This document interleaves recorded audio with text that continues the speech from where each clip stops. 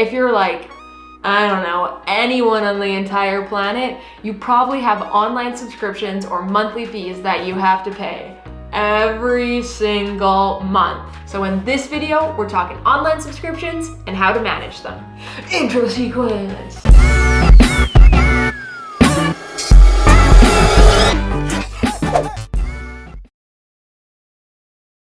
Hey guys, my name's Kurtis and this is my wife Chelsey. We are married photographers and travelers from Lethbridge, Alberta. And on this channel, we like to share tips on how to travel and how to afford it. In this video, we're going to be talking about online subscriptions. We're going to talk about why they're so popular, if they're good for you, if they're bad for you, how they can actually make you money, and how to manage them. If you're like any of us in the 21st century, you probably have multiple online subscriptions. Netflix, iTunes, gym memberships, Costco, even your freaking bank account has a monthly fee on it. All of these online subscriptions can cost you thousands of dollars if you're not paying attention. And we want to solve that for you.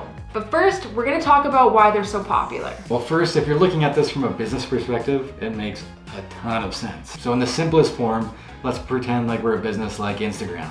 Imagine if Instagram costs $30 each month. Could you imagine, actually, if Instagram costs $30 each month? Outraged. There would be people in the streets. It would be anarchy. Anyway, let's pretend like I own the app Instagram, and I'm charging you $30 a month to use the app. So you take that $30 and times it by 19 million users. That is a lot of kingo.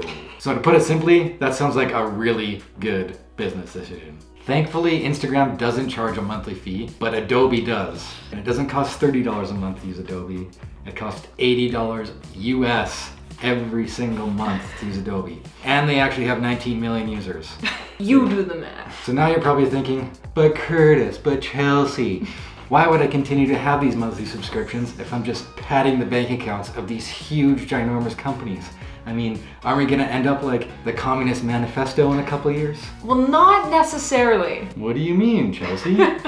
Well, one of the benefits of online subscriptions is that it doles out your money to these companies slowly rather than what would probably be a very large payment up front. For example, rather than buying Adobe Creative Cloud all at once, basically you end up purchasing it little by little. Now, over the long term, that does mean that it's gonna cost you more money, but that also means that you don't have to pay for updated versions. Bugs and new features are gonna be fixed much more quickly, and you're also going to be providing the company with the cash flow that it needs to innovate its product on a much faster basis. Another reason why subscriptions can be a benefit is because they can actually make you money. In our case, we pay the painful $80 a month subscription to Adobe Creative Cloud, but we use this product to edit both our photos and videos. We can make our photos look better, we can edit our videos faster, which in turn helps with the customer, which in turn helps us out, and therefore we make more money. Literally, without these products, we wouldn't have a business. Another example of a subscription that'll help make you money is one that I just heard of called Polymail.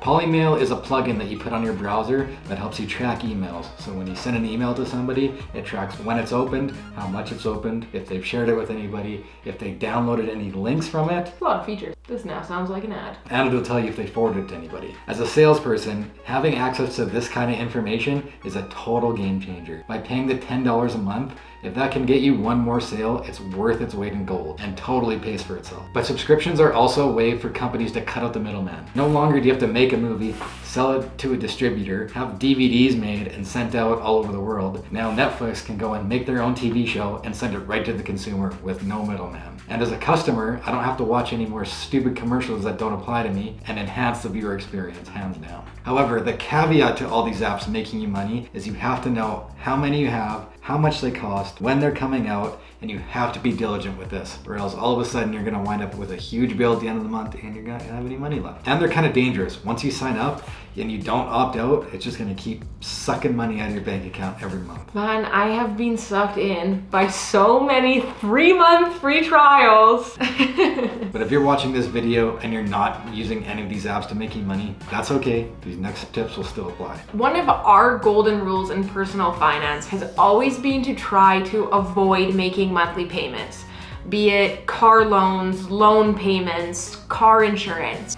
And sometimes most dangerously, these small little payments like monthly subscription. Lots of times these apps will offer a discount if you pay for a full year, and I would definitely suggest doing so, especially when you're talking about a small app that only cost you $4.99 a month or something like that. But even if it's an expensive app, you can afford the big cash outlay at the beginning of the year. You usually get like 10 to 15, maybe even 25% off. In cases where you need to purchase a subscription month to month, we suggest using apps like Truebill or Mint or anything that links directly to your bank account. We'll put a link in the description below to some of the examples that we're talking about. Again, this is not sponsored, so we don't have any cool links for you or discounts. They're all free anyway. All of these apps we just mentioned actually track all of your spending and all your subscriptions so that you know ahead of time how much is coming out and when it's coming out. This way you can really get a handle on all of your subscriptions and visually see how much is coming off. So let's say you have it all entered, you're looking at all your subscriptions month to month. Now it's time to decide if these are really worth it or not, or if maybe you can get by without them. Just as a pro tip, don't forget that subscriptions are monthly. People forget this all the time, including us, we're guilty. So if you know there's gonna be a period of time that you're not gonna use them, make sure to cancel the subscription, even if it's only for a couple months. You can always cancel it temporarily and then re-sign up. Like I said, we forget to do this all the time, and it probably costs us a couple $100s a year.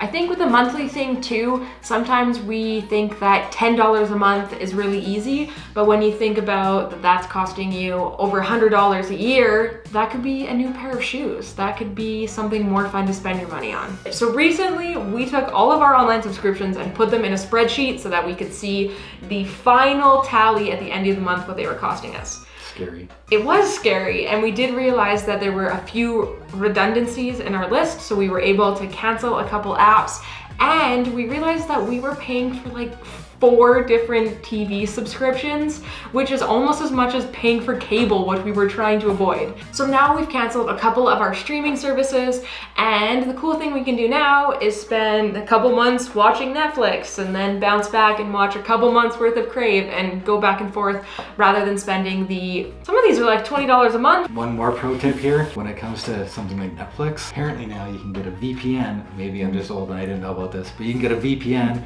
and make your computer think that you're in the States, so that when you log on to Netflix, you can get American Netflix.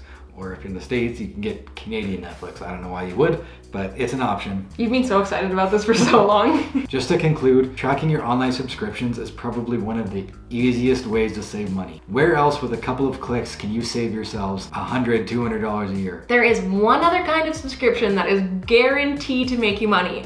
We talked about this in a previous video, but that is automatic savings withdrawals. This can be through a third-party app, or I'm sure your bank has a similar service. So for us, we use an app called Wealthsimple. So every month it takes money out of our bank account and it gets directly invested for us. One of the biggest benefits is that it's like a subscription. So without thinking about it, money comes out and it gets invested right away. It's one of the best things that we've ever done, and we never have to think about saving anymore. Thank you guys for watching. I hope that we were able to deliver a few tips for you. We make new videos weekly, so if you want to hang out and travel with us and learn how to afford more travel, then we've got a subscription that won't cost you any money. Subscribe to the YouTube channel. We'll see you guys in the next one, and we hope that we can help you find your adventure. Bye!